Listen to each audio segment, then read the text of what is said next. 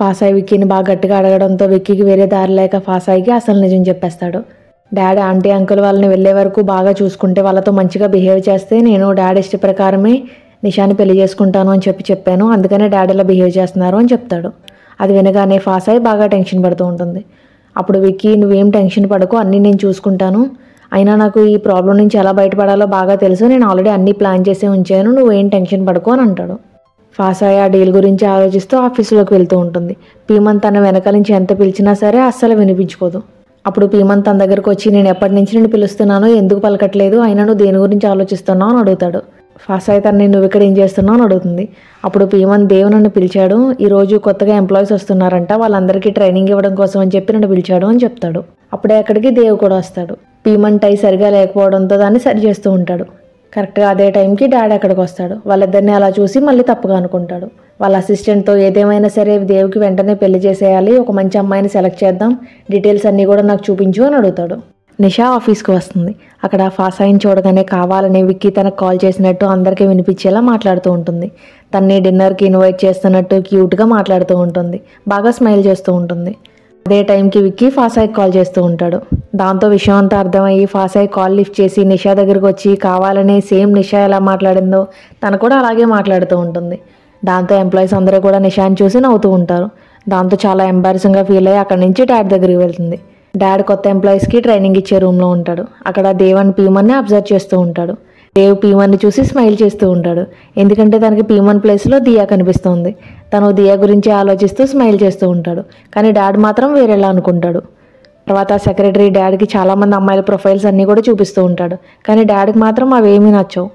దేవ్కి marriage చేయాలి అని అనుకుంటున్నారు అని చెప్పి నిషాకి తెలిసి నా ఫ్రెండ్ ఒక అమ్మాయి ఉంది, తను చాలా మంచిది, చాలా బ్యూటిఫుల్గా కూడా ఉంటుంది, బ్యాక్గ్రౌండ్ కూడా చాలా పెద్దది, అందులోని తను అబ్రాడ్లో చాలా పెద్ద యూనివర్సిటీలో గ్రాడ్యుయేషన్ కూడా కంప్లీట్ చేసింది, దేవ్కి పర్ఫెక్ట్ జోడీ, తను నన్ను బ్లైండ్ డేట్ కోసం అని చెప్పి మాట్లాడమంటారా అని అడుగుతుంది. డాడ్ కూడా సరే అంటాడు. వెంటనే నిషా అక్కడి నుంచి పక్కకు వచ్చి వెంటనే వాళ్ళ ఫ్రెండ్కి కాల్ చేసి ఇలా దేవ్కి పెళ్లి చేయాలని అనుకుంటున్నారు, నువ్వు తను పెళ్లి చేసుకుంటే కనుక మన ఇద్దరం హ్యాపీగా తోడుకోడలాగా ఒక ఇంట్లోనే ఉండొచ్చు అని చెప్పి చెప్తూ ఉంటుంది. వాళ్ళ ఫ్రెండ్ కూడా ఓకే అంటుంది. అదే టైంకి విక్కీ కూడా ఆఫీస్కి వస్తూ ఉంటాడు. విక్కీ రావడం చూసి నిషా చాలా హ్యాపీగా ఫీల్ అవుతుంది. దేవ్ దియా జాబ్ గురించి మాట్లాడడం కోసం డాడ్ దగ్గరికి వెళ్తాడు. విక్కీ ఫాసాయి దగ్గరికి వస్తాడు. ఫాసాయి కోసం గిఫ్ట్ కూడా తెస్తాడు. కానీ ఫాసాయి మాత్రం విక్కీ మీద చాలా కోపంగా ఉంటుంది. అప్పుడు విక్కీ నువ్వు నా మీద ఎందుకు ఇంత కోపంగా ఉన్నావో నాకు బాగా తెలుసు, అందుకని నేను నాతో పాటు రాటిని కూడా తీసుకొచ్చాను అని చెప్పి రాటిని పిలుస్తాడు. తన్ని ఫాసాయికి కూడా పరిచయం చేస్తాడు. రాటిని చూడగానే ఫాసాయి షాక్ అవుతుంది. రాటి అంటే అబ్బాయా, నేను ఇంకా అమ్మాయి అనుకున్నాను అని అంటుంది. తర్వాత ఫాసాయి కొంచెం కామ్ డౌన్ అవడంతో తన ఫాసాయి కోసం తెచ్చిన క్యాప్టస్ని తనకిస్తాడు. అప్పుడు ఫాసాయి వాటిని చూసి నీ చెత్త గిఫ్ట్స్ నాకేం అవసరం లేదులే అని అంటుంది. అప్పుడే అక్కడికి నిషా కూడా వస్తుంది. నిషా ఆ క్యాప్టస్ని చూసి విక్కీతో చాలా క్యూట్గా మాట్లాడుతూ నా కోసమే తెచ్చావా, గిఫ్ట్ చాలా బాగుంది అని అంటుంది. అప్పుడు ఫాసాయి వెంటనే ఆ క్యాప్టస్ని తిరిగి తీసుకుని ఇది విక్కీ నా కోసం తెచ్చాడు, నీ కోసం ఏం కాదు అని చెప్పి నిషాతో గొడవ పడుతూ ఉంటుంది. అప్పుడే అక్కడికి దేవ్ కూడా వస్తాడు. దేవుని చూడగానే ఫాసాయి వెంటనే దేవ్ దగ్గరికి వెళ్ళి డాడీ ఏమన్నారు, దియాని జాబ్లో జాయిన్ చేసుకోమని చెప్పారా అని అడుగుతుంది. అప్పుడు దేవ్ వాళ్ళకి జరిగింది చెప్తాడు. డాడ్ దియాని జాబ్లో జాయిన్ చేసుకోవడానికి ఎటువంటి అభ్యంతరం లేదు అని అంటాడు. కాకపోతే ఒక కండిషన్ పెడతాడు. అదేంటంటే డాడ్ ఎవరితో చెప్తే వాళ్ళతో దేవ్ బ్లైండ్ డేట్కి వెళ్ళాలి అని చెప్పి, ఆయన చెప్పినట్టే చేయాలి అని చెప్పి. దేవ్ ఫాసాయి అండ్ విక్కీతో ఇదంతా చెప్పి ఇప్పుడు నాకు ఏం చేయాలో అస్సలు తెలియట్లేదు, నాకు డాడ్ చెప్పినట్టు చేయడం అస్సలు ఇష్టం లేదు, ఈ ప్రాబ్లం నుంచి ఎలా బయటపడాలో నాకు అర్థం కావట్లేదు అని అంటాడు. అప్పుడే అక్కడికి పీమన్ వస్తాడు. పీమన్ని చూడగానే ఫాసాయికి ఒక ఐడియా వస్తుంది. కట్ చేస్తే డాడ్ నిషా వాళ్ళ ఫ్రెండ్ దేవ్ ఒక రెస్టారెంట్లో ఉంటారు, లంచ్ చేస్తూ ఉంటారు. కావాలనే దేవ్ నిషా వాళ్ళ ఫ్రెండ్ దగ్గర కొంచెం వీడ్గా బిహేవ్ చేస్తూ ఉంటాడు. తనకు అనుమానం వచ్చేలా చేస్తాడు. తర్వాత నేను ఇప్పుడే వాష్రూమ్కి వెళ్ళొస్తున్నాను అని చెప్పి అక్కడి నుంచి వెళ్ళిపోతాడు.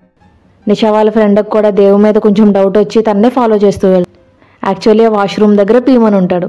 దేవ్ డైరెక్ట్గా పీమన్ దగ్గరికి వెళ్ళి తనని హగ్ చేసుకుని ప్రేమగా మాట్లాడుతూ ఉంటారు. ఇద్దరు లవర్స్లో బిహేవ్ చేస్తూ ఉంటారు. వాళ్ళిద్దరిని అలా చూసి నిషా వాళ్ళ ఫ్రెండ్ గట్టిగా అరిచి కళ్ళు తిరిగి పడిపోతుంది. యాక్చువల్లీ ఇదంతా కూడా ఫాసాయి ప్లాన్. ఫాసాయి అండ్ విక్కీ కూడా అక్కడే ఉంటారు. నిషా వాళ్ళ ఫ్రెండ్ కళ్ళు తిరిగి పడిపోవడంతో తర్వాత తన్ని హాస్పిటల్లో అడ్మిట్ చేస్తారు. తనకి స్పృహ వచ్చాక దేవ్ గే అని చెప్పి డాడ్ అండ్ నిషాకి చెప్తారు. డాడ్ వెంటనే మామకు కాల్ చేసి దేవ్ గే అని చెప్పి జరిగిందంతా చెప్తాడు. కానీ మామ అస్సలు నమ్మదు. నిమ్మి కావాలనే తన కార్ టైర్ పంచర్ చేసుకుంటుంది. చిన్నన్నయ్య రాగానే నాకు చాలా ఆకలేస్తుంది, లంచ్కి వెళ్ళాలి అని అనుకున్నాను, కరెక్ట్ టైంకి ఇలా అయ్యింది, ఇప్పుడు ఏం చేయాలో అర్థం కావట్లేదు అని చెప్తుంది. ఇప్పుడు చిన్నన్నయ్య ఏం పర్లేదు, నేను కూడా లంచ్కి వెళ్తున్నాను, నా డ్రైవర్ ఉన్నాడు కదా, తను నీ కార్ రిపేర్ చేస్తాడులే, మన ఇద్దరం కలిసి లంచ్కి వెళ్దామని చెప్పి నిమ్మిని లంచ్కి తీసుకెళ్తాడు. విక్కీ, ఫాసాయ్, పీమన్ అండ్ దేవ్ నలుగురు కలిసి ఇంటికి వస్తారు. ఆంటీ అండ్ అంకుల్ పీమన్ని చూసి చాలా ఇంప్రెస్ అవుతారు. తనని బాగా పొగుడుతూ ఉంటారు. నువ్వు చాలా చాలా హ్యాండ్సమ్గా ఉన్నావు అని అంటూ ఉంటారు. వాళ్ళ మాటలకి విక్కీ చాలా జలస్ ఫీల్ అవుతూ ఉంటాడు. ఫాసాయ్ని నీకు ఆకలేస్తూ ఉంటుంది కదా, ఏదన్నా తిందిగిన పదా అని చెప్పి అక్కడి నుంచి తీసుకెళ్ళిపోతాడు. లంచ్ కంప్లీట్ అయ్యాక తిరిగి ఆఫీస్కి వచ్చేటప్పుడు మిస్ నిమ్మి కావాలనే తన లిప్స్టిక్ని కార్లో వదిలేస్తుంది. నైట్ ఫాసాయ్ రూమ్లోకి వెళ్ళేసరికి విక్కీ బెడ్ మీద పడుకుని ఉంటాడు. నువ్వు కావాలంటే కింద పడుకో, ఈ రోజు నేను బెడ్ మీదే పడుకుంటాను అని ఫాసాయ్తో అంటాడు. ఫాసాయ్ ఏం ఆర్గ్యూ చేయకుండా కింద పడుకుంటూ ఉంటుంది. అప్పుడు విక్కీ ఫాసాయ్తో మన అగ్రిమెంట్ కంప్లీట్ అయ్యాక ఎలాగో నువ్వు ఆ పీమాన్ని పెళ్లి చేసేసుకుంటావు కదా, అప్పటి వరకు ఉన్న కనీసం తనతో కొంచెం డిస్టెన్స్ మెయింటైన్ చెయ్యి. మీరు ఇలాగే బిహేవ్ చేస్తూ ఉంటే అనవసరంగా రూమర్స్ స్ప్రెడ్ అవుతాయని అంటాడు. దాంతో ఫాసాయ్కి బాగా కోపం వస్తుంది. మళ్ళీ ఇద్దరి మధ్య ఫైట్ జరుగుతుంది. ఆ తర్వాత ఫాసాయ్ తన బ్లాంకెట్ తీసుకుని రూమ్ నుంచి బయటకు వెళ్ళిపోతుంది. విక్కీ కూడా తన వెనకాలే వెళ్తాడు. కరెక్ట్గా వాళ్ళు బయటకు వెళ్ళేటప్పటికి ఆంటీ అండ్ అంకుల్ అక్కడ ఉంటారు. అంకుల్ ఫాసాయ్ని నువ్వు బ్లాంకెట్ అయి తీసుకుని ఎక్కడికి వెళ్తున్నావు అని అంటాడు. అప్పుడు ఫాసాయ్ నేను ఈరోజు దియాతో టైం స్పెండ్ చేయాలి అని అనుకుంటున్నాను, అందుకని తన దగ్గర పడుకుందామని వెళ్తున్నాను అని అంటుంది. విక్కీ కూడా దాన్ని అడ్వాంటేజ్గా తీసుకుని ఫాసాయ్ని కిస్ చేసి తనకు గుడ్ నైట్ చెప్తాడు. రేపు మార్నింగే మీట్ అవుదాం అని చెప్పి అక్కడి నుంచి వెళ్ళిపోతాడు. దేవ్ గార్డెన్లో నుంచి దియా గురించి ఆలోచిస్తూ ఉంటాడు. అప్పుడే అక్కడికి మామ్ కూడా వస్తుంది. దేవ్తో మాట్లాడుతూ ఉంటుంది.